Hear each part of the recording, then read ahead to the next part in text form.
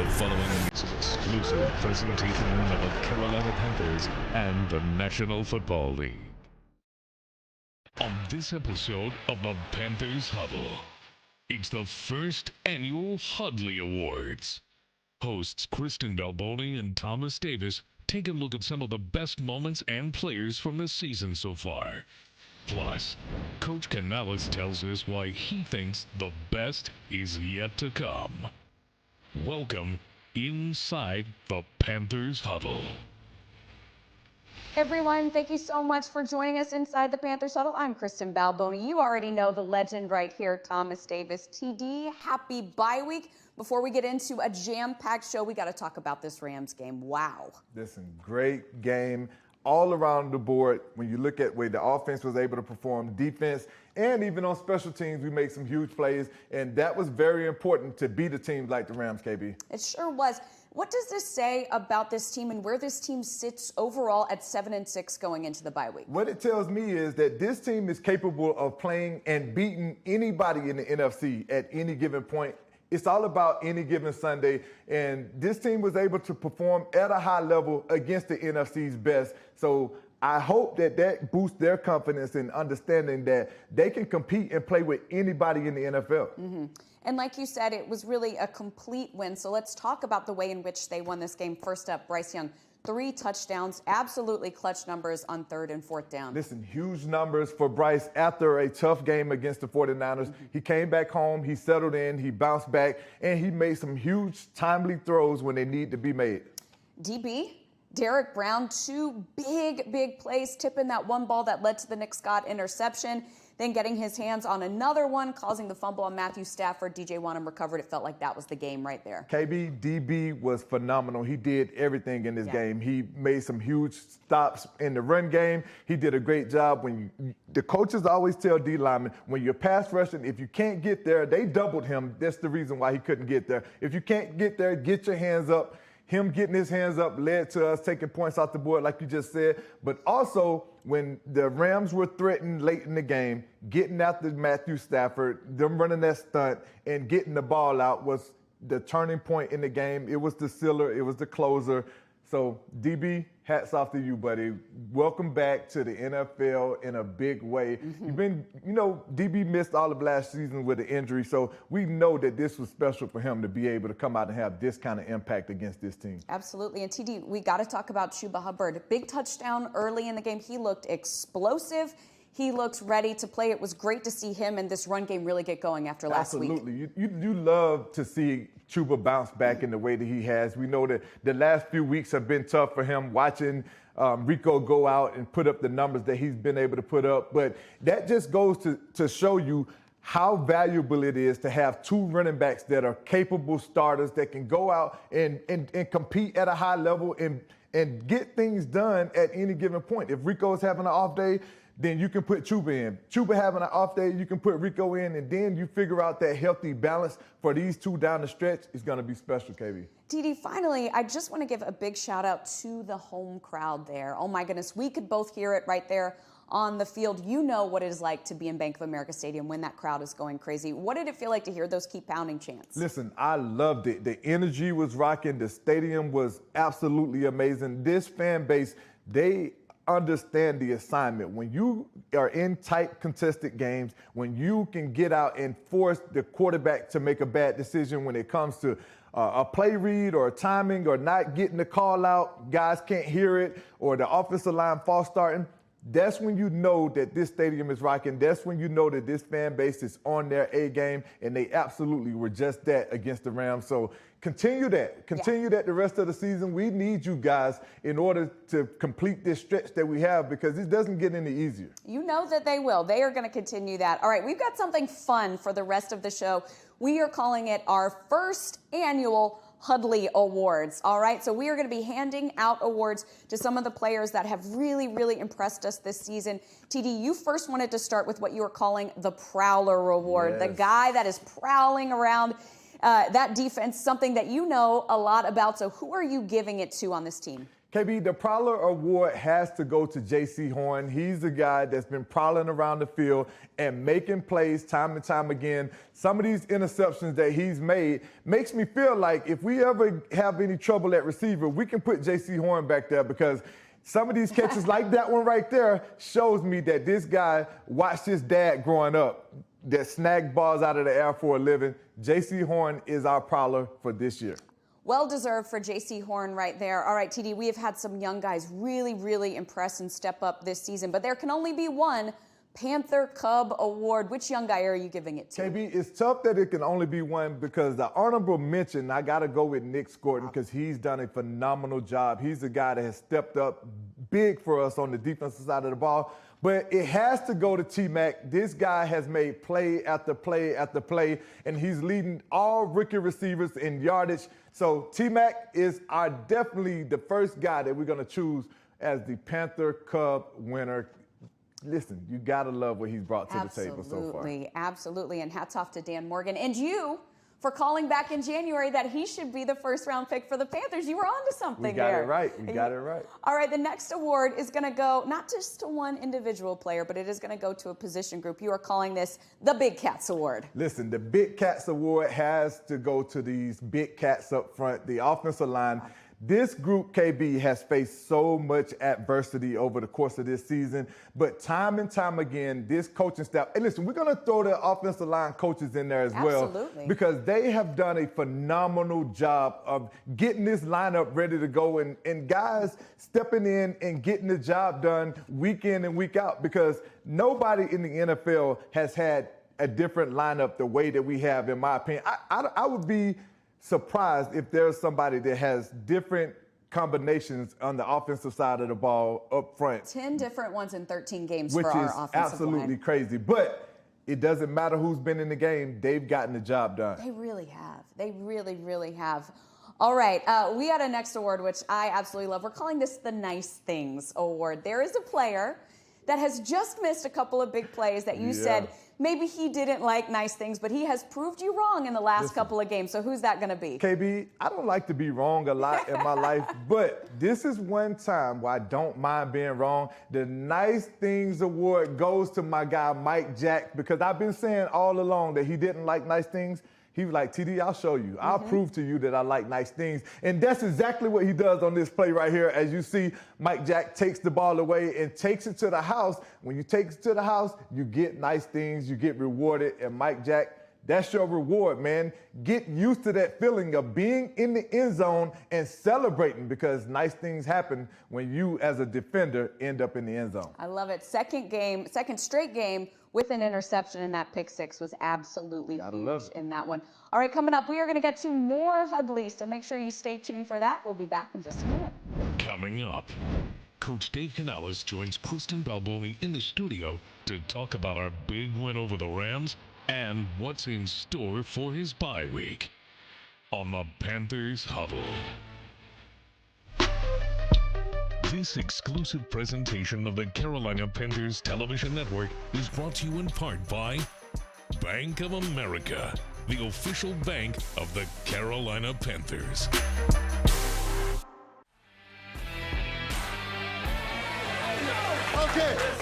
Okay, here's the thing though, okay, before I get into all the stuff, guys.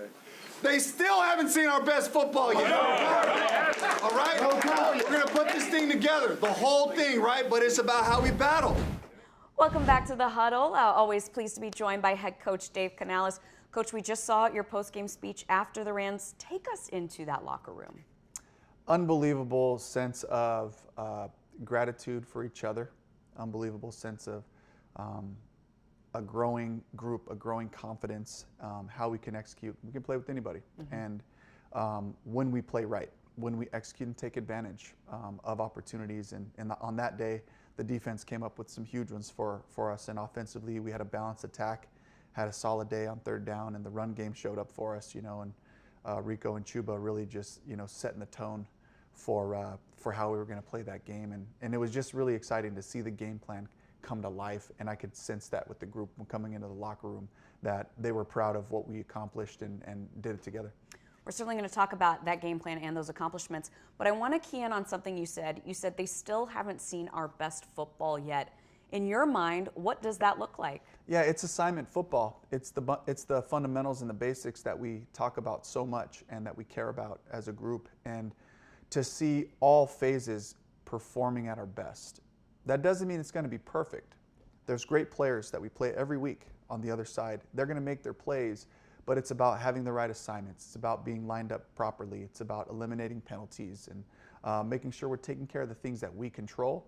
That's what I'm talking about. I'm looking for that kind of football to be played because that's possible. It doesn't mean the offense isn't going to score any points, or it doesn't mean that we're going to score a touchdown on every drive.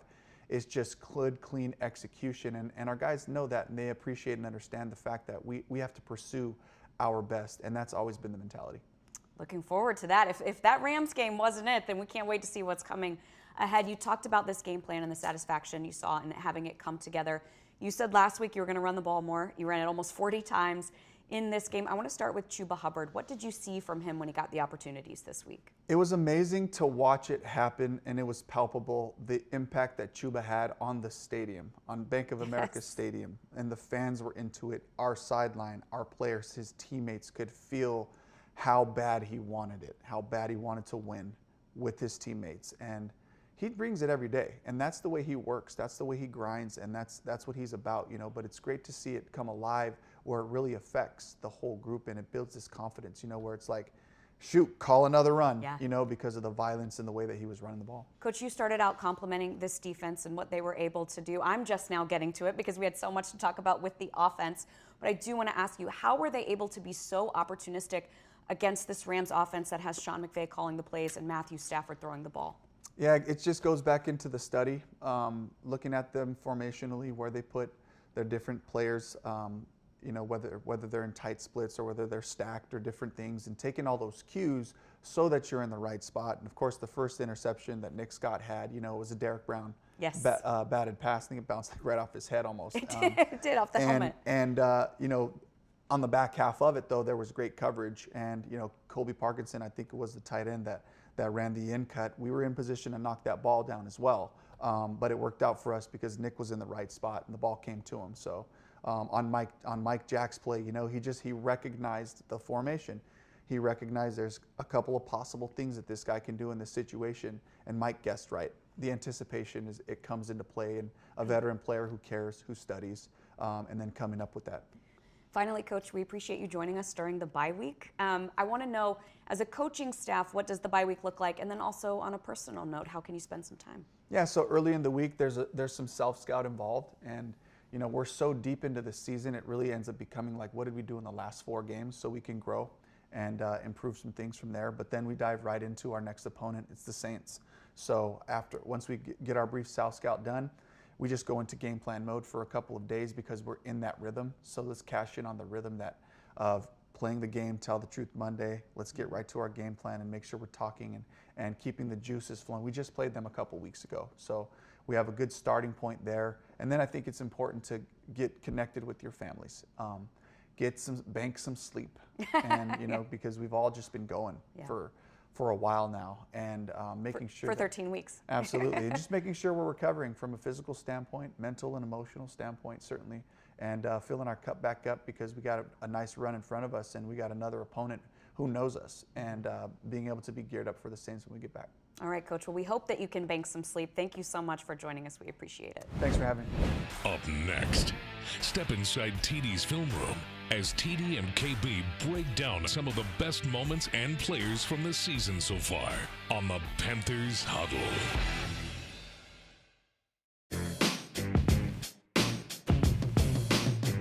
We are here now inside TD's film room for more Huddee Awards, which I love. You're going to break down at the board some of these guys. Yes, we're going to break these guys down, and I love the picks that we have so far, KB. All right, the first award you want to give out is most versatile. Who you got? The most versatile player I feel like on this team has to go to Trayvon Merrick. He has done a phenomenal job, and we're going to jump right in. We're going to show you some of the things that he has been able to do this year. So right now, if you look at this play as a defensive player, you would say that it's probably going to be pretty tough for our guy to make a tackle against 3 guys. They have 3 guys in position right here that are set up to make sure that Trayvon Merrick doesn't make this play. But what he's going to do, he's literally going to show his physicality. He's going to fight through 2 of their guys, and he's going to end up making this tackle for a 5-yard loss. And Trayvon Merrick has done this all season long, KB.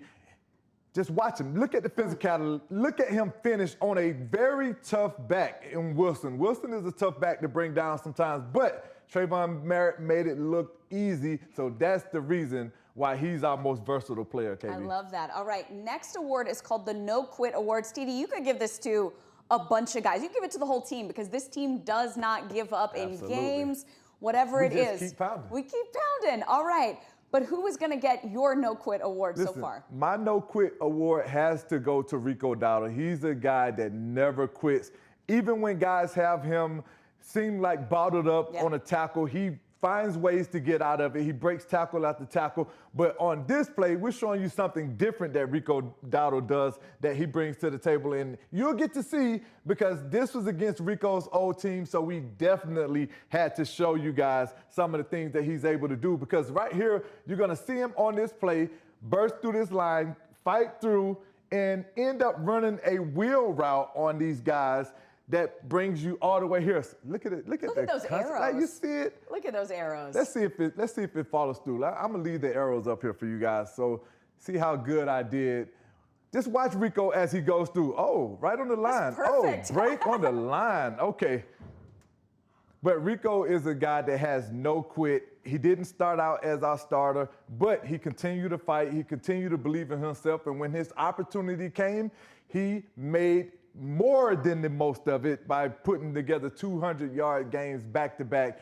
Rico Dowdle is without a doubt our no-quit player, KB, because I love every single thing about what this guy brings to the table. He plays the running back position like a linebacker. High praise right there. I'm still impressed by those arrows. That was awesome. That was so good. It's almost like you watch film all the time for a career. A little bit. Just a little bit. All right, our next award is the Clutch Performer TD. Something tells me I know who this one's going to. Listen, the Clutch Performer of the Year for us so far, without a doubt, has to be Bryce Young, KB. Time after time, you know, Bryce, listen, he's the quarterback of the team, so he's going to be scrutinized the most, criticized heavily all the time. But when the game is on the line, when it's 3rd or 4th down, Bryce Young comes through. Yes. He shows up, and one of the ways that he shows up is with his accuracy. Without a doubt, is our most Clutch Performer. Oh, I was going to say, on, well, because I was thinking about what you just showed was the Big Cats blocking for the Clutch Performer to the Young Cub. Hey, back to all back. of our awards. Back to That's back. Gotta right. love it. All All in right, one. we have got one more. It is the Keep Pounding Award, prestigious award. Again, we could give that to every guy on this team. A lot of these guys deserve it for sure. Who are you going to give it to? We talked about him earlier in the segment, but Derek Brown, without a doubt, has to be the winner of this award. Whenever you have to miss an entire season of football, that's always going to be tough on you. But when you miss an entire season of football and you come back and you play at the level that Derek Brown has played at this year, this award is his and it's his only. And this is some of the reasons. And just watch the pursuit and the way that he fights. DJ Wanham being unselfish is one thing about players. When you be unselfish, you usually get rewarded. Thank you, DB.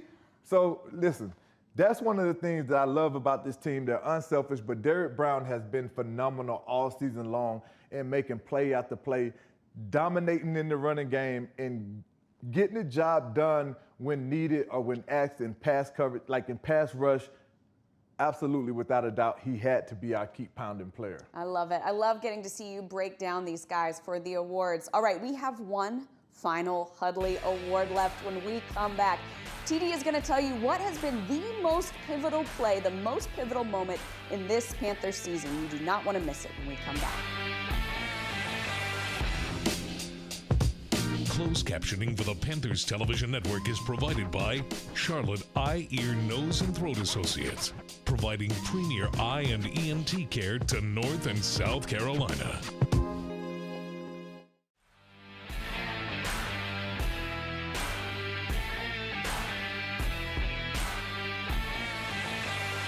Welcome back, TD. Our final Huddee Award is also our Coke Spotlight this week. You have picked the most pivotal play from the Panthers season, and it came in that Miami game. It did, KB. 4th and 4, without a doubt, this was the most pivotal play. Bryce Young rolling out, finding T-Mac down the field. It was a huge play because if we don't get this, KB, Miami has the ball at midfield with a chance to go in and score again. So this was a huge play because we were 1-3 at that point, and we went 6-3 down the stretch. So without a doubt, this was the most pivotal play. It absolutely was. Really changed the tenor of the season. Great play right there to choose. All right, thank you so much, everybody, for watching the Huddleys. We hope you enjoy the bye week. We'll see you next week to get you ready for the Saints. But until then, keep pounding. You've been watching the Panthers Huddle, a copyrighted presentation of the Carolina Panthers and the NFL.